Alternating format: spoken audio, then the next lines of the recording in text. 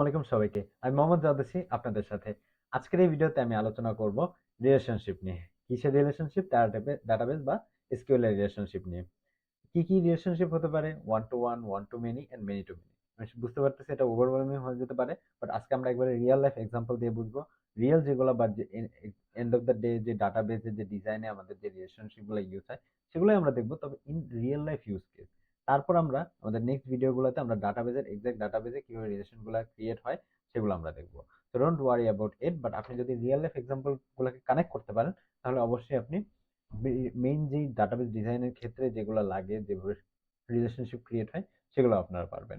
তো আজকে আমরা একেবারে ইনডেপথ রিয়েল লাইফ এক্সাম্পল দিয়ে দেখবো। তো ভিডিওগুলো যদি আপনার ভালো লেগে থাকে অবশ্যই লাইক দিয়ে সাবস্ক্রাইব করে পাশে থাকবেন, নোটিফিকেশন অন করে রাখবেন যাতে আমার নিউ ভিডিও আসলেই আপনারা খুব ভালোভাবে দেখতে পারেন। তো আজকে আমরা রিলেশনশিপ নিয়ে কথা বলবো, রাইট? তো চলুন রিলেশনশিপে ইনডেপথ আমরা আলোচনা শুরু করে দিই। গ্রাফিক্যালি ফার্স্টে আমরা বোঝা স্টার্ট করব। তো চলুন শুরু করি। তো ফার্স্টে আমরা দেখতে পাচ্ছি যে আজকে আমরা গ্রাফিক্যালি যেহেতু বুঝবো সেক্ষেত্রে আমরা এসকিউএল রিলেশনশিপ ফার্স্টেই লিখে রেখেছি। তারপর আমরা যদি আমাদের প্রথম রিলেশনশিপ টাইপটায় যাই সেটা হচ্ছে one to one relationship. I guess আপনারা দেখতে পাচ্ছেন সবকিছু আমাকে একটু বড় লাগছে, কারণ আমাকে তো দেখা যেতে হবে অবশ্যই, না হলে আপনি বোঝাটা টাফ হয়ে যাবে। One to one, one to one relationship বলতে একটা রো, আমরা জানি ডাটাবেজের ক্ষেত্রে কি হয়, ডাটাবেজের ক্ষেত্রে অনেকগুলা কি থাকে, রো থাকে, অনেকগুলা টেবিল থাকে, তাই না? একটা টেবিলে অনেকগুলো রো থাকে। তো একটা ডাটাবেজে অনেকগুলো টেবিলের মধ্যে একটা টেবিলের একটা রোর সাথে আরেকটা টেবিলের কয়টা রো এর রিলেশন হবে, কয়টা রো এর রিলেশন হবে, সেটাই মূলত এসকিউএল এর রিলেশনশিপ। তো এখানে একটা প্রকারভেদ আমরা দেখলাম ওয়ান টু ওয়ান, অর্থাৎ একটা টেবিলে একটা রোর সাথে আরেকটা টেবিলের ওই একটা রো এরই মিল থাকতে হবে। যদি একটা রোয়ের সাথে অনেকগুলো রো এর মিল হয় তাহলে কিন্তু এটা ওয়ান টু ওয়ান এর মধ্যে পড়বে না। ওয়ান টু ওয়ান মানে একটা টেবিল, দুইটা টেবিল আছে, দুইটা টেবিলে একটা রো এর সাথে আরেকটা রো এরই শুধু ম্যাচ হবে। রিয়েল লাইফ এক্সাম্পল কি হতে পারে? আমরা এখানে দেখতে পাচ্ছি যে পার্সন দেখতে পাচ্ছি। একটা পার্সনের কি হয়, একটা পার্সনের কিন্তু একটাই পাসপোর্ট হতে পারে। একটা পার্সনের কি একাধিক পাসপোর্ট হতে পারে? কখনোই সম্ভব না। আবার একটা পার্সনের একটা এনআইডি কার্ড হতে পারে, একাধিক এনআইডি কার্ড হয় কি সম্ভব? সম্ভব না।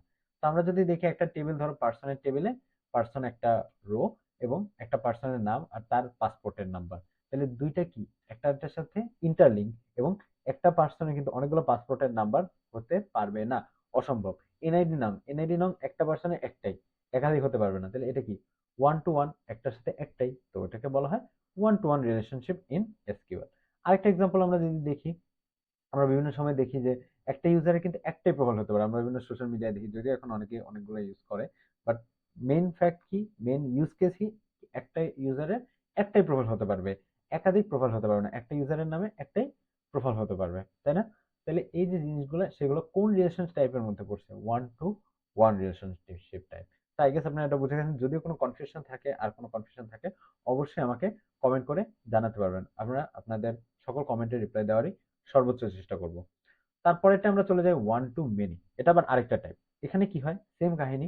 আমরা যদি দেখি যে এখানে ফার্স্টে যেটা হয় যে আমরা দুইটা টেবিল নিয়ে কথা বলতেছি, একটা টেবিল একটা টেবিল, একটা টেবিলের একটা রোর সাথে আবার আরেকটা টেবিলে যদি অনেকগুলো রো এর মিল হয় বা রিলেশন হয়, তাহলে দেখতে পাচ্ছি ওয়ান, একটা টেবিলের একটা রো ওয়ান, কিন্তু মেনি রো, একটা রো এর সাথে মেনি রোর রিলেশন, তাই না? মানে আরেকটা টেবিলের অনেকগুলো রো, তার মানে ওয়ান রোর সাথে মেনি রো এর যে রিলেশন সেটি হচ্ছে one to many relationship in SQL বা ডাটাবেস। আবার বলছি, দুইটা টেবিল, একটা একটা টেবিলের একটা রো এর সাথে আরেকটা টেবিলের অনেকগুলো রো এর ম্যাচ খেয়ে গেল, তাহলে সেটা কি one to many, one row many রোজ।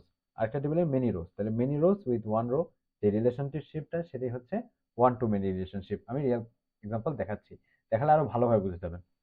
তো এখানে আমরা দেখতে পাচ্ছি যে এই যে কাস্টমার, আচ্ছা একটা কাস্টমার কি অনেকগুলো অর্ডার করতে পারে না? তো কাস্টমার টেবিলে একজন কাস্টমারের নাম, কিন্তু অর্ডার টেবিলে তার অনেকগুলো অর্ডার আছে, তাহলে একটা রো এর সাথে, কাস্টমার টেবিলে একটা রো এর সাথে অনেকগুলো অর্ডারের মিল আছে না? তাহলে আমরা এটাকে কি বলতে পারি? One customer but many orders, তাহলে এটা কি টাইপের রিলেশনশিপ হলো? One to many relationship. আবার আমরা দেখতে পারি, আমরা সোশ্যাল মিডিয়াতে ইউজার আর পোস্ট, আমরা আগেবার দেখেছিলাম ইউজার আর প্রোফাইল, এবার আমরা দেখতে পাচ্ছি ইউজার্স এন্ড পোস্ট। তাহলে একটা ইউজার ফেসবুক অ্যাকাউন্টে একটা ইউজার অনেকগুলো পোস্ট করতে পারে, হাজার হাজার লাখ লাখ পোস্ট করতে পারে। তাহলে একটা user, one user many can many post. তাহলে এটা যদি আমি ইংলিশটা লিখি, তর্জমাটা কি হবে? ওয়ান ক্যান মেনি, তাহলে এর ইংলিশটা কেমন হবে? এটা যদি আমরা একটু তর্জমা করি যে one can have many post, তার মানে ওয়ান ইউজার, তার মানে একটা টেবিলের ইউজার টেবিলের একটা user can have many post, অনেকগুলো পোস্ট টেবিলের অনেকগুলোর সাথে কানেকশন, এবং এই কানেকশনের ফলে কিন্তু কি আমরা যে আমাদের পোস্টগুলো দেখি, আমরা আরেকজনের প্রোফাইলে গিয়ে দেখতে পাই কি তার একজন প্রোফাইল অর্থাৎ একটাই প্রোফাইল কিন্তু তার অনেকগুলো পোস্ট। তাহলে এভাবে কিন্তু ডাটাবেস লিঙ্ক করে, এবং আমাদের যে পোস্টগুলো, আমাদের যে প্রোফাইলগুলো, এগুলো সব কিন্তু স্টোর হয় কোথায়? এন্ড অফ দ্য ডে ডাটাবেসে স্টোর হয়, যাতে আমরা পরে গিয়ে দেখতে পাই, তাই তো? তো এই হচ্ছে আমাদের ওয়ান টু মেনি রিলেশনশিপের এ টু জেড। এবং এটা আবার জানতে হবে আমাদের যে এটা কিন্তু সবচেয়ে ইম্পর্টেন্ট। আমাদের যে তিনটা রিলেশনশিপ আছে, one to many and many to many, এর মধ্যে সবচেয়ে ইম্পর্টেন্ট হচ্ছে ওয়ান টু মেনি, কারণ এটা সব জায়গায়, বেশিরভাগ জায়গায় ইউজ, খুব বেশি পরিমাণে ইউজ হয়। তাহলে আমরা এটা বুঝে গেলাম। এখন আমরা চলে যাই মেনি টু মেনি, আমাদের যে লাস্ট ডাটা টাইপ যেটা রয়েছে, সরি, এসকিউএল এর যে রিলেশনশিপটা সেটা। মেনি টু মেনি দেখে বোঝা যাচ্ছে কি হবে। মেনি টু মেনি হবে যেটা, সেটা হচ্ছে দুইটা টেবিল, একটা টেবিলের অনেকগুলো রোর সাথে আরেকটা টেবিলের অনেকগুলো রো এর রিলেশন, অনেকগুলো রো এর সাথে অনেকগুলো রো এর কানেকশন। তাই না? আমরা এতক্ষণ দেখেছি একটা রো এর সাথে একটা রো এর কানেকশন, একটা রো এর সাথে অনেকগুলো রো এর কানেকশন দুইটা টেবিলে। আর দুইটা টেবিলে যদি অনেকগুলো রো এর সাথে অনেকগুলো রো, এই দুইটার যে রিলেশনশিপটা সেটা মূলত কি মেনি টু মেনি রিলেশন। একটু ফানি লাগতে পারে, বাট এটা রিয়েল ইউজ কেস, এবং এগুলো বুঝতে পারলেই আপনার জন্য মেইন জায়গায় যেটা ডাটাবেস ডিজাইন সেখানে ইজি হয়ে যাবে হোপফুলি। তাহলে আমরা যদি একটু দেখি, এখানে আমরা একটা এক্সাম্পল দিয়েছি, খুবই ইজি এক্সাম্পল, এটা বুঝতে পারলেই হবে। একটা স্টুডেন্ট কি অনেকগুলো কোর্স কিনতে পারে না? একই স্টুডেন্ট আবার এই কোর্সটা কিনলো, আবার একই স্টুডেন্ট এই কোর্সটা কিনলো, তাই না? এরকমও তো হয়, তাই তো? একটা স্টুডেন্ট অনেকগুলা কোর্সই কিনতে পারে, তাই না? তো আমরা যদি, কেন এরকম হচ্ছে, এই যে অনেকগুলো কোর্সই কিনতে পারে, তাই না? তার মানে কি একটা স্টুডেন্ট অনেকগুলো কোর্স কিনতে পারে।